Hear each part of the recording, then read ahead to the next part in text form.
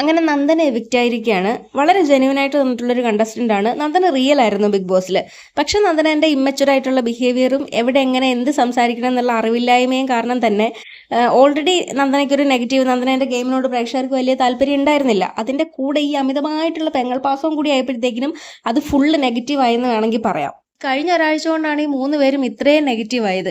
എനിക്ക് മനസ്സിലാവാത്ത ഈ സായിയും സിജോയും ഒക്കെ അവിടെ നടക്കുന്ന മറ്റുള്ളവരുടെ ഗെയിമൊക്കെ അനലൈസ് ചെയ്ത് പറയുന്നതാണ്. അതിൽ ഈ സായിയും പറഞ്ഞിട്ടുണ്ട്, സിജോയും പറഞ്ഞിട്ടുണ്ട്, പിന്നെ ഒരേ കാര്യം സ്ഥിരമായിട്ട് കണ്ടോണ്ടിരുന്നു കഴിഞ്ഞാൽ പ്രേക്ഷകർക്ക് ബോറടിക്കും എന്നുള്ളത്. പ്രത്യേകിച്ച് ജാസ്മിന്റെയും ഗബ്രീന്റെയും കാര്യത്തിൽ, അതേപോലെ തന്നെ അൻസിബേന്റെയും ഋഷീന്റെയും കാര്യത്തിൽ ആ ആൾക്കാർ തന്നെ പിന്നെ നന്ദനയ്ക്ക് വീട് പണിയുന്ന കാര്യം തന്നെ എപ്പോഴും പറഞ്ഞുകൊണ്ടിരുന്നു കഴിഞ്ഞാൽ ഇത് ആൾക്കാരിലേക്ക് ഇത് നെഗറ്റീവായി പോകും, അല്ലെങ്കിൽ ഇത് ബോറടിക്കും എന്നുള്ളത് ചിന്തിക്കൂല. ഈ ബിഗ് ബോസിൽ കയറുമ്പോഴത്തേക്കിനും എല്ലാവരുടെയും ബുദ്ധിയൊക്കെ തിരിഞ്ഞു പോവുമോ എനിക്കറിഞ്ഞൂടാ. പിന്നെ ഗെയിമിന്റെ കാര്യം പറയാനാണെങ്കിൽ സായിനെ അപേക്ഷിച്ച് നന്ദനയാണ് അവിടെ നല്ല രീതിയിൽ ഗെയിം കളിച്ചുകൊണ്ടിരുന്നത്. നല്ല രീതിയിൽ എന്ന് വെച്ചാൽ ഗെയിം സ്പിരിറ്റോട് കൂടി കളിച്ചുകൊണ്ടിരുന്നത്. സായിക്കാണെങ്കിൽ അവിടെ നിൽക്കാൻ താല്പര്യമില്ലെന്നാണ് സായി പറയുന്നത്.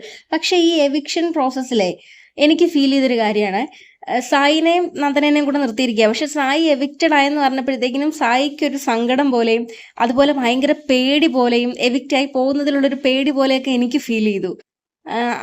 ചിലപ്പോൾ അങ്ങനെ ആയിരിക്കത്തില്ല കേട്ടോ, ഞാൻ എൻ്റെ കാര്യം പറയുന്നത്. അതേപോലെ സായി എപ്പോഴും എനിക്ക് പോണമെന്ന് പറയുകയും ചെയ്യും, എന്നാൽ അവിടെ ഇരുന്നിട്ട് ഗെയിം പ്ലാൻ ചെയ്യുകയും ചെയ്യും. പ്ലാനിങ് മാത്രമേ ഉള്ളൂ, ഒന്നും നടക്കില്ല, എന്നാലും അവിടെ ഇരുന്നിട്ട് പ്ലാൻ ചെയ്യുകയും ചെയ്യും. എന്താണ് സായി ഉദ്ദേശിക്കണേന്നുള്ളത് എനിക്കറിയില്ല. പക്ഷെ ഇന്നലത്തെ ആ ഒരു എവിക്ഷൻ പ്രോസസ്സ് കണ്ടപ്പോഴത്തേക്കിനും എനിക്ക് അങ്ങനെ ഒരു ഫീൽ വന്നു. ഏതായാലും ഇതുവരെയുള്ള പെർഫോമൻസ് വെച്ച് നോക്കിക്കഴിഞ്ഞാൽ നന്ദനേനെ അപേക്ഷിച്ചിട്ട് സായിയാണ് ഇന്നലെ എവിക്റ്റായി പോവേണ്ടിയിരുന്നത്. നന്ദനയ്ക്കൊന്നും ഇല്ലെങ്കിലും ഗെയിം കളിക്കണമെന്നുണ്ട്. ഇവർ ഈ ഇത്രയും പെങ്ങൾ പാസം കൊണ്ട് നടന്നാലും ഗെയിം കളിക്കേണ്ട സമയത്ത് നന്ദന കറക്റ്റായിട്ട് ഗെയിം കളിച്ചിട്ടുണ്ട്. ഒരു തരത്തിൽ പറഞ്ഞാൽ ഇവർ ഇത്രയും സ്നേഹം കാണിക്കുന്നത് പോലും നന്ദന അതൊരു ഗെയിമിന് വേണ്ടിയിട്ട് ഉപയോഗിച്ചിട്ടുമുണ്ട്. അതിനോടൊപ്പം തന്നെ പറയട്ടെ, നന്ദന വളരെ ജെന്യൂൻ ആയിട്ടാണ് അവിടെ നിന്നിരുന്നത്, റിയൽ ആയിട്ടാണ് അവിടെ നിന്നിരുന്നത്. സേഫ് ഗെയിം കളിക്കാനോ ഫേക്ക് ആയിട്ട് നിൽക്കാനോ നന്ദന ശ്രമിച്ചിട്ടില്ല. അതുകൊണ്ടാണ് നന്ദനയെ ഈ രീതിയിൽ നമുക്ക് വിലയിരുത്താനും പറ്റുന്നത്.